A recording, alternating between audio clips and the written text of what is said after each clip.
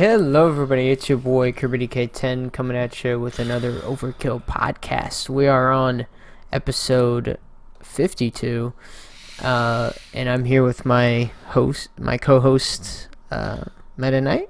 What is up?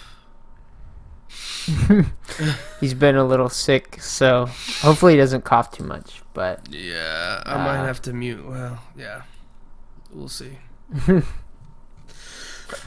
Yeah, we'll see.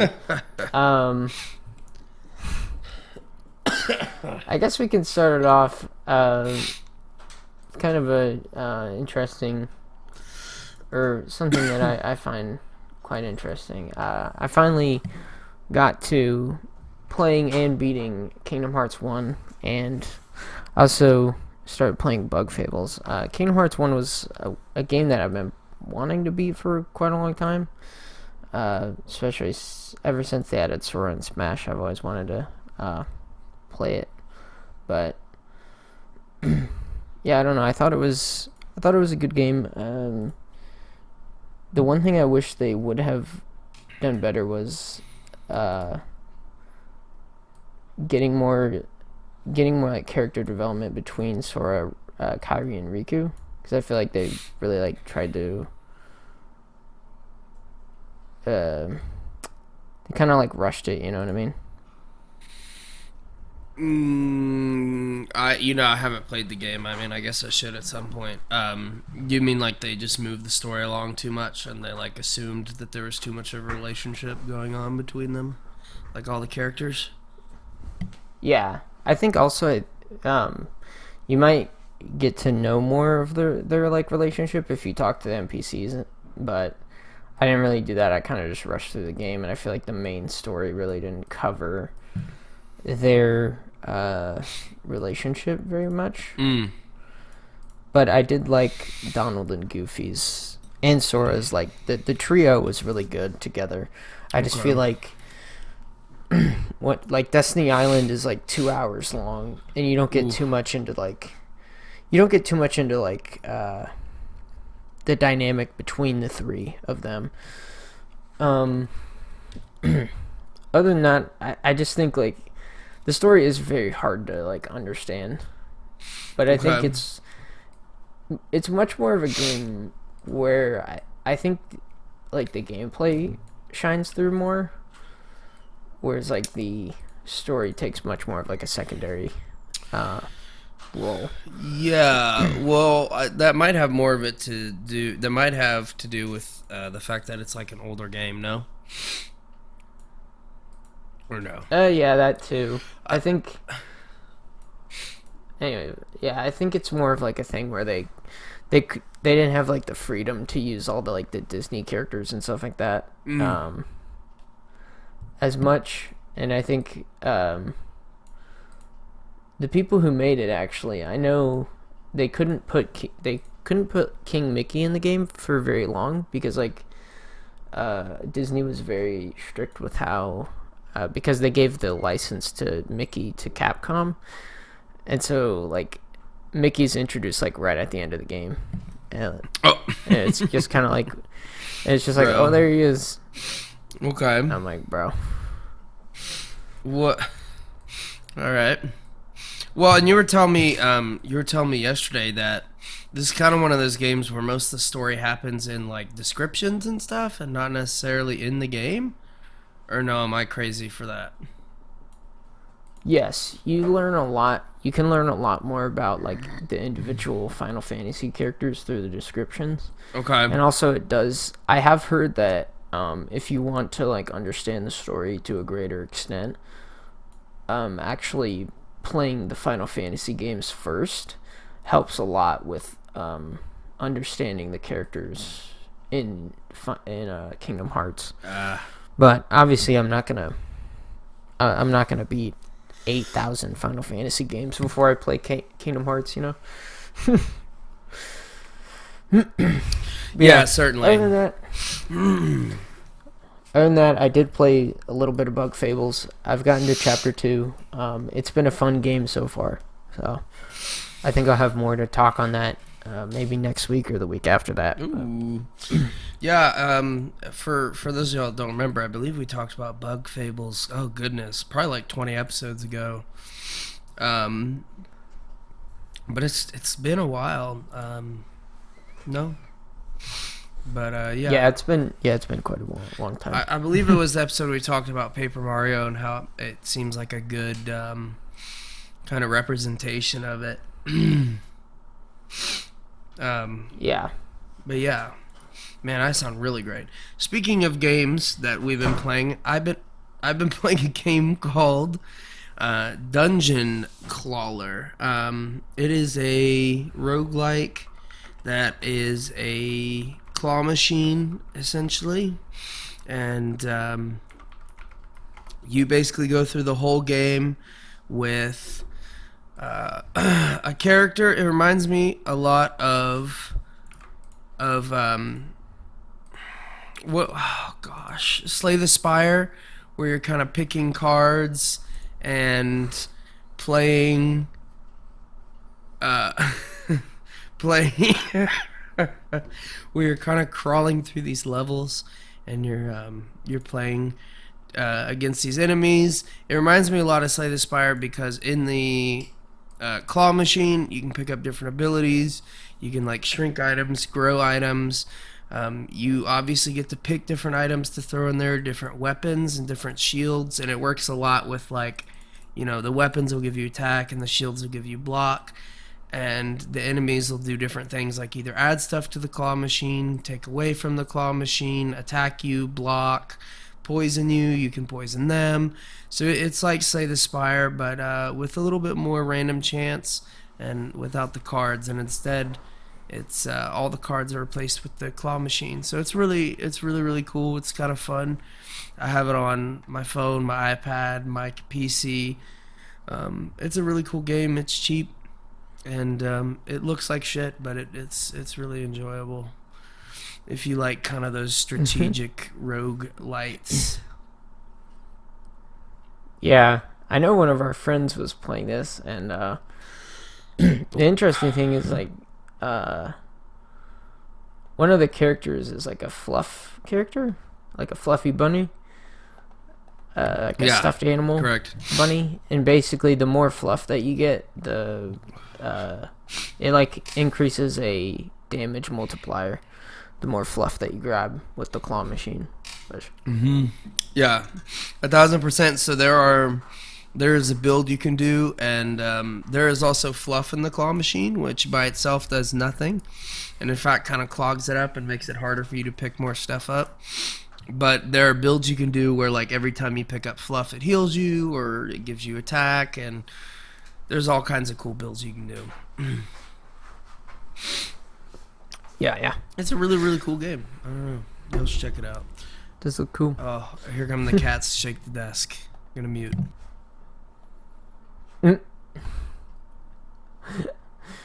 Well, I guess we'll get into our next topic. The Nintendo Switch 2 was actually revealed. Let me see.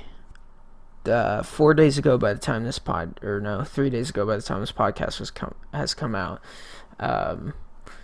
I remember Meta tweeted or texted me this video of the Switch 2, and so far we don't know too much about it. It just kind of showed off like the initial design of it.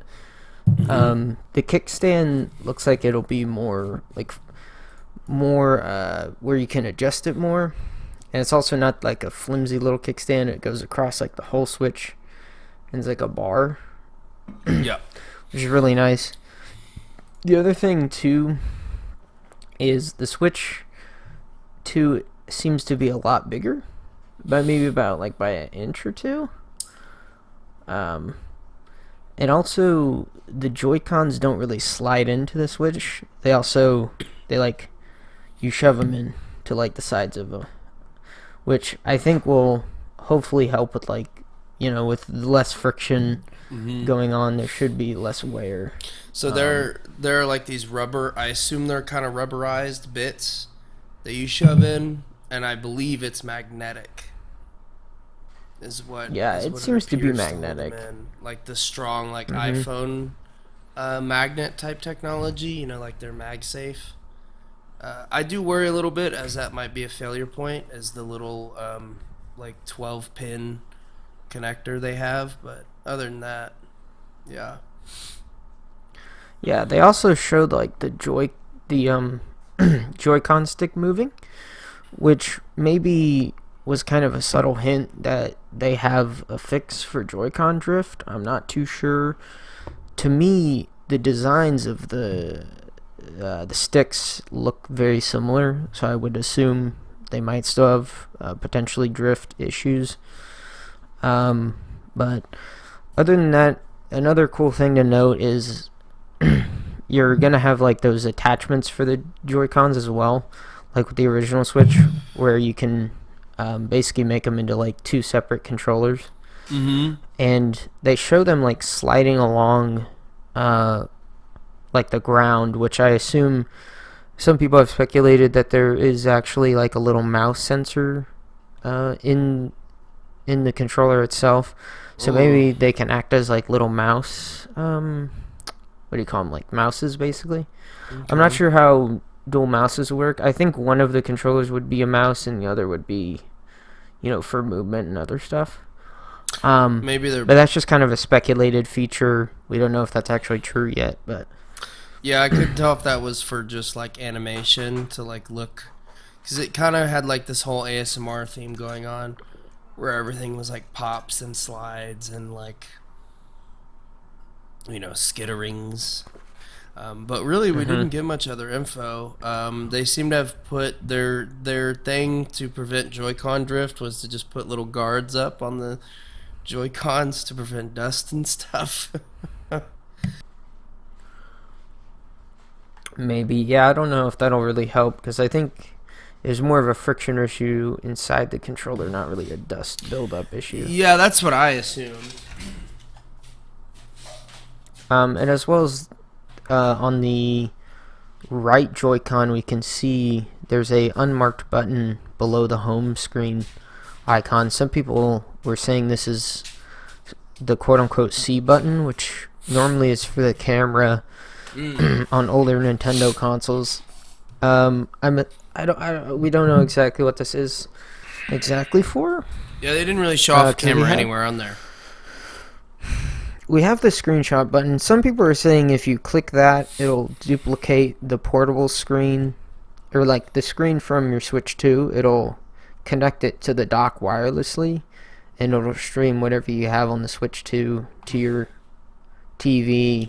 Oh, that's a and maybe like theory, kind of it'll kind of act as a what do you call it, like a Wii U gamepad in a way. Mm-hmm. I don't know if that's really a thing, but that would be kind of cool. We don't know too much about it yet, but as well as they revealed what seems to be Mario Kart 9. There's like 2 frames, maybe 3 frames, where you can see there are 24 slots. And so some people are speculating that Mario Kart's going to be 24 racers. Wow. I hope so. I mean, do you? Come on. I just... What is it now, 12? It's been 12 for so long. Yeah, it's been 12 for like 20 years. They need to increase it, Yeah, I mean, I'm always down to try more, I guess. As well with, like, the track is, like, a little... I don't know, it's a little bigger. At first, I thought this was, like, way too big. Like, a lot of the Mario Kart Tour tracks in Mario Kart 8 felt way too wide. But I think with 24 players, it'll be better if they're wider. Yeah, probably. I mean, I kind of like that idea of 24 players. I've always thought Mario Kart, like, once you play it for about 3 or 4 hours, it kind of becomes really, really easy. And like, if you're not finishing first against bots, you probably have some problems. So maybe with 24 racers, maybe it makes it a little bit more difficult to always place first. But yeah, I'm really excited for Mario Kart. Mario Kart's always a banger title for all of the Nintendo consoles. Between that and Smash and Now the Zelda series, I mean, really, there's not much more that I would ask for. Mm-hmm. Yeah, and the reason I say this is Mario Kart 9 is that Mario has a way different design. It does look very similar to 8, and I think it uses the same engine as 8. As well as, if you look at Donkey Kong, he looks more like movie Donkey Kong, and I think they're trying to make the game look more like the Mario movie version of all the characters. Bruh. Which I don't mind. I mean, I kind of like. It looks more like chibi, kind of cartoony. Yeah. And stylized to be more plasticky. I don't know. I kind of like the look of it, but I apologize if you guys hear clicking. It's me muting, so I don't blow your ears out with my coughing. Oof. Yeah. Other than that, it is also revealed that it'll be able to play Switch 1 games as well.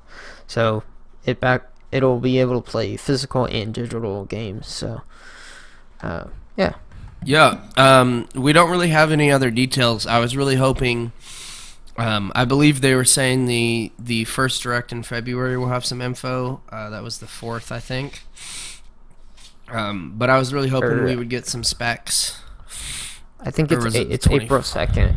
Oh, April? April 2nd. Oh, yeah. Shit. Well, we got a long way to wait then. I thought it was February, but April, okay. I was really hoping... Oh, they're probably going to do a summer release.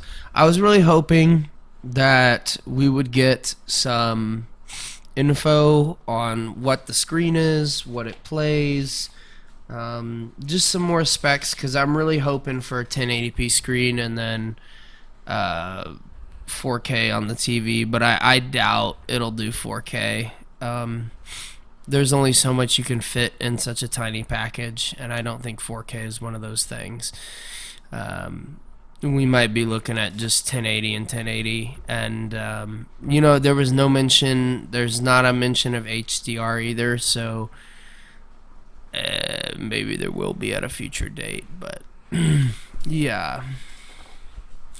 I guess the ultimate consensus too that I've come to is because I have the Smash Bros version of the Switch. I was going to sell it or just trade it into GameStop for some chump change because I figured the Switch 2 would be able to play Switch 1 games, but I'm just going to hang on to it. The Switch 2 also is this sleek black color with little accents of the red and blue from the Switch 1, which I like a lot. It looks way cleaner. Yeah. As well as I would like to say that I believe the head of either Sony or Xbox, or no, I'm sorry, I think it was some development studio, but he basically came out and he said that the Nintendo Switch 2 will have similar performance to a PS4 or an Xbox One, which, I mean, by this time, I think Nintendo does need to upgrade to having hardware that's at least comparable to those consoles, because it's Nintendo's always behind one or two consoles, but the Switch is at this point the Switch is ancient, in terms of its hardware. Yeah. But for a portable device, that is pretty good. Yeah. I'm excited. I mean, I know we've brought it up on almost every podcast for the past 10 weeks, so not really, but that's what it feels like. We're really, really excited for it. I guess we can move on. There's not really much else I got. Yeah. There's a new game I found. It's called Giggle Land. I just stumbled across this story. Oh, hang on. I just stumbled across this story. And this is one of those cutesy horror games that you kind of are watching the trailer, and there's this cute little cat guy, this cute little cat kid, and this cute little dog girl, and they're obviously young, maybe 9 or 10. And they're introducing you to the park. Well, the cat boy is introducing you to the park, and he's teaching the dog girl about little stuff. And then suddenly they end up entering a building, it goes pitch black, and the cat boy starts laughing maniacally, and someone enters the room, and the dog girl asks for help. That's kind of how the trailer goes.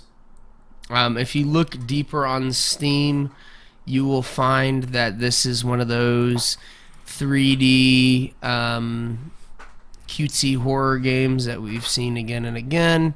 And if you just look up the YouTube trailer, you know it's one of those games within the first 3 seconds, because that's how used to this type of genre we are.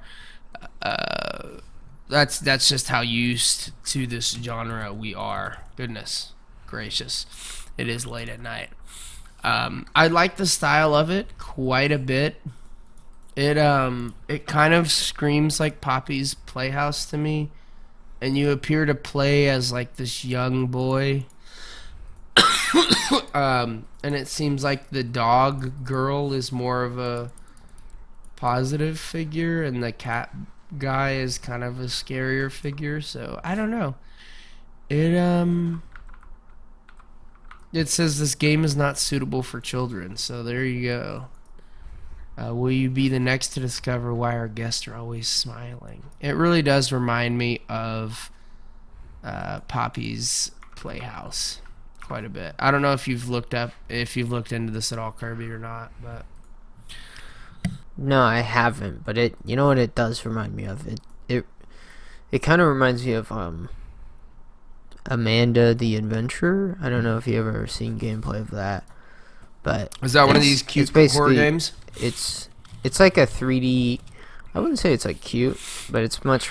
It's kind of in like the FNAF. Like if you're in like that FNAF sphere, you've definitely heard of like Amanda the Adventurer. I've never seen this game before. Wow. It's like story is very much more like hard to piece together, you know. Yeah. I mean, I guess we'll see. Interesting. Yeah, I've never seen this game before. But yeah, I guess we'll see. I don't know, it looks really interesting. People are hyped for it. Maybe I'll actually play it. You know how much I hate playing horror games. It might even be cool. Or you play it and put it up on your channel, or I'll play it and we'll put it up on the channel, but that might be a fun idea, actually. Oh yeah. Yeah. You know how much I hate horror games. Or we could do a super cut where we each play it and then we splice together the best parts. Anyways, that is that. Yeah. And that might be something that I could edit. I don't know. That is that. I'm waiting for it. I have it wish listed on Steam, so I'm keeping it in the radar. Nice. Well, Yep. I kind of want to talk about this topic because I don't know how you feel about this, but TikTok is actually getting banned the day that this podcast is rolling out, which is Sunday, January 19th. And it was basically a brief recap is that anti-TikTok legislation was first passed in the House of Representatives, and that was in March 2024, and it received similar approval in the Senate a month later. President Biden signed in H.R. 7521 into law in April of 2024, and legislation will officially go into effect this Sunday, right before Trump is to assume office, which is kind of interesting. And the president, I believe, the president of TikTok basically said, "I want to thank Trump for his commitment to work with us and find a solution to keep TikTok available in the United States." Because I think in 2020 or 2018, Trump said that he wanted to ban TikTok, but now he's actually kind of taken a sort of a stance of wanting to what do you call it? Like re-legalize it, I guess. Yeah, so it's Reinstate it. it is a really to me at least, it's a really confusing flip, I guess, because it has gone from Trump being 100% behind taking out TikTok and banning it, from a complete 180 to him wanting to keep it up. And I don't know if that's just because Biden got behind banning it and he's like, now we have to let it back in because Biden likes it.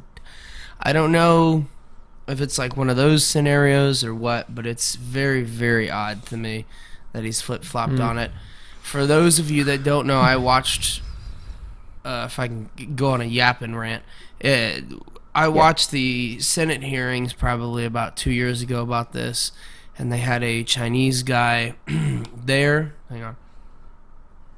Every time I talk, I want to cough. They had a Chinese guy there who was from China, and he immigrated and got citizenship in the United States, and they have a server center and office here in the U.S., but he is the CEO of the U.S. branch, and he was there to basically talk to the Senate representatives. Maybe it was a House hearing, but it was one of the hearings. He was there to talk to the representatives. And from what I remember, he could not seem to give a straight answer as to if any data was being sent back to China. His thing was like, no, it's not being sent back. But then they would ask him, would you send it if China asked? And then he wouldn't really give a straight answer. Wow. Okay. If it's pretty rough. Are you done with the story? I had a little coughing fit. So I guess what I wanted to say is, like, I don't use TikTok. I know you don't use TikTok.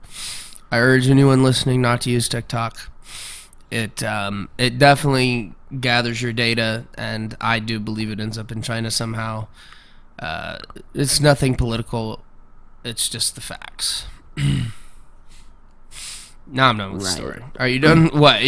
Right. What do you think happens? Yeah, no, I think it all goes to China. I definitely think it's not in the greatest of interest to have a Chinese app operating on American phones. I think it was a good thing that I know specifically in Texas they banned TikTok on all government devices, which I think is a good thing. And I think the reason behind Trump wanting this, wanting TikTok to be available, is it creates competition between YouTube and Facebook, because they have Facebook Shorts and YouTube Shorts or whatever they're called, and I think it kind of incentivizes TikTok to be, or incentivizes those other platforms to be better, right? Because if TikTok gets banned, everyone just moves over to Shorts, or everyone moves over to Facebook, and then those two are competing, and then maybe one of those goes out of business, right? Mm-hmm. And then it's just whatever one's left. So I think it's kind of like more of like an anti-monopoly thing, where like trying to create competition. I think that's more where he's coming from. I personally don't. I support the TikTok ban. I do think it is something we should. I do too. Not be supporting right now. Fully.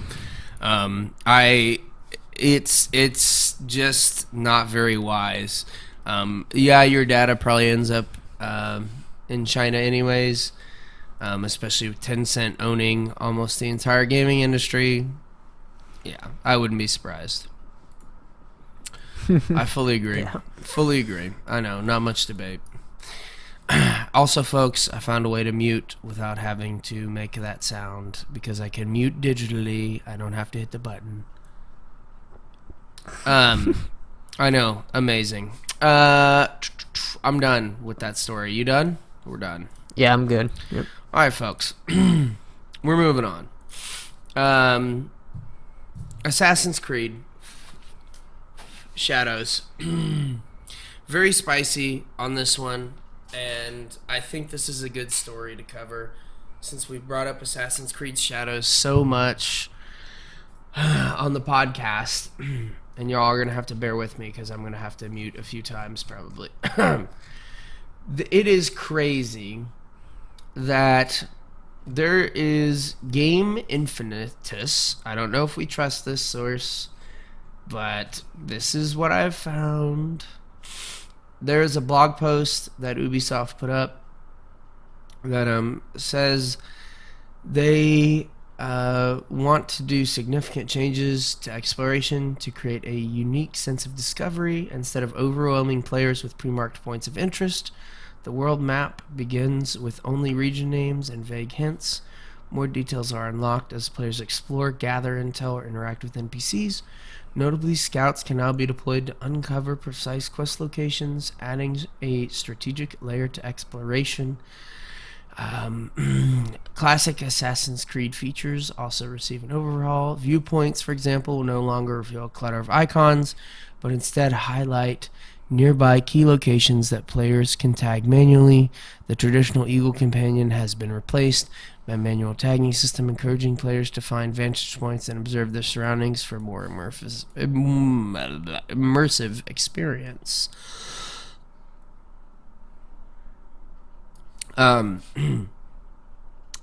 They also are going to add safe houses or kagura. These are just safe, fast travel points. It's to restock resources, manage allies, and accept contracts. I assume this is a way to kind of give you a bit of a rest. It says they're located in really, really dangerous zones. I think something that I found really, really interesting about this is a lot of the architecture. There were a few, if y'all remember, there were a few buildings and historical inaccuracies that they've had to go back and correct. And so it delayed the game from February to March. But I also think a bit of this like map obscuring might be due to some of the issues posed by providing Chinese, or was it Korean, one of the other Asian architectures over the Japanese. And I have a feeling that some points of the map and some areas of interest had been cut because of the architectural style not being accurate, and Japanese people complaining, which is all fair.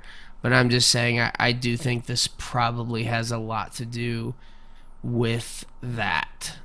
And if y'all remember, they redid that arch that was made out of wood, but in reality it's concrete. And yeah, I don't know. What do you think? I think I did pretty good summarizing that, no? Yeah, I I'm actually, I kind of wanted to comment on this, where they basically said exploration, it's not going to be overwhelming players with like a bunch of, basically markers and chest and, aminous fragments or whatever. It's more going to be just, I think, authentically like exploring the world. That's like my main problem with with a game like Assassin's Creed, where it's much more about trying to find as much of like the chest, or defeating the camps, or getting aminous fragments, or getting the the music notes that are in the worlds. That to me, it's much more, especially with Assassin's Creed 4 Black Flag. I think that's the one that really had sort of started the trend where they just like put a bunch of stuff everywhere and it was just like collect it. I think this this to me sounds more intriguing. I'm not gonna pre-order the game because why not? There's no point. Um, but yeah, that's to me.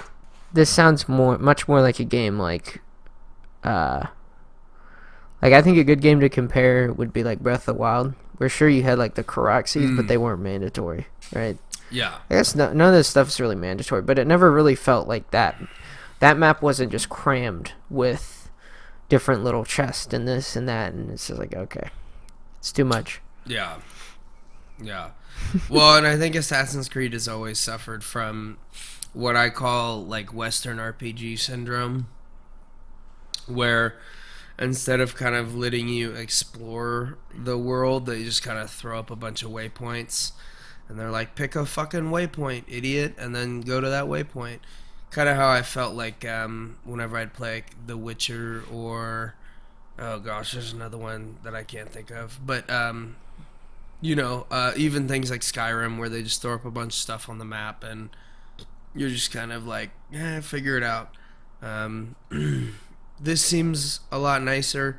They have a Pathfinder tool, which where they give you just a few points, and you can kind of pathfind your way to the main story quest, which I think is a nice way of mending the gap between like the Western RPG and the I guess Eastern or like Asian RPGs.